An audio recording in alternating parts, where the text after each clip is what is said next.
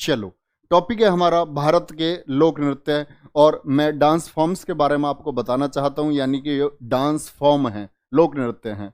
लोक नृत्य यानी कि आप जानते हैं कि भाई नटराज की मूर्ति है, भगवान शिव जी की नटराज की मूर्ति आपने देखी होगी, एक पैर पे उन्होंने अपना पैर रखा हुआ है, डांस किया था उन्होंने। तो डांस का इजाद होता रहा, यानी कि नृत्य की तरक्की होती रही, लेकिन जो नाट्य शास्त्र लिखा वो लिखा था भरत मुनि ने। किसने लिखा था?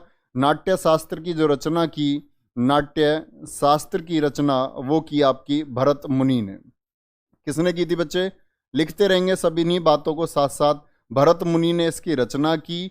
और अगली बात आप लिखेंगे, भारत में 8 शास्त्रीय नृत्य हैं। यानी कि नृत्य तो बहुत सारे हैं, लेकिन क्लासिकल, क्या बोलते हैं, शास्त्रीय यानी कि क्लासिकल नृत्य जो हैं उनकी संख्या 8 है। कितनी है? 8 है। इन बात बहुत महत्वपूर्ण है, काफ़ी परीक्षाओं में पूछा गया है। हाँ, स्टेट वाइज ही कराएंगे बच्चे, स्टेट वाइज ही कराएंगे, बिल्कुल ध्यान से देखेंगे एक बार। भारत में 8 शास्त्रीय नृत्य हैं, कौन कौन से हैं नोट कर लेंगे। और कई बार एसएससी द्वारा पूछा हुआ क्वेश्चन है, निम्न में से कौन सा शास्त्रीय नृत्य नहीं है। तो इसके अलावा लिख कर देता, पहला कुचिपुड़ी है, और ये मैं आपको बताऊंगा कि कुचिपुड़ी आपका आंध्र प्रदेश में होता है, कथकली केरल में होता है, ये सभी हम याद कर रहे होंगे। कथक उत्तर प्रदेश भी हम पढ़ रहे होंगे। 4 तमिलनाडु भारतनाट्यम भी हम पढ़ रहे होंगे, भारतनाट्यम, भारतनाट्यम। इसके बाद 5वां आता है आपका ओडिसी। कौन सा आता है?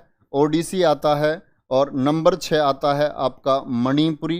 क्या आता है? मणिपुरी डांस, जो मणिपुर में होता है।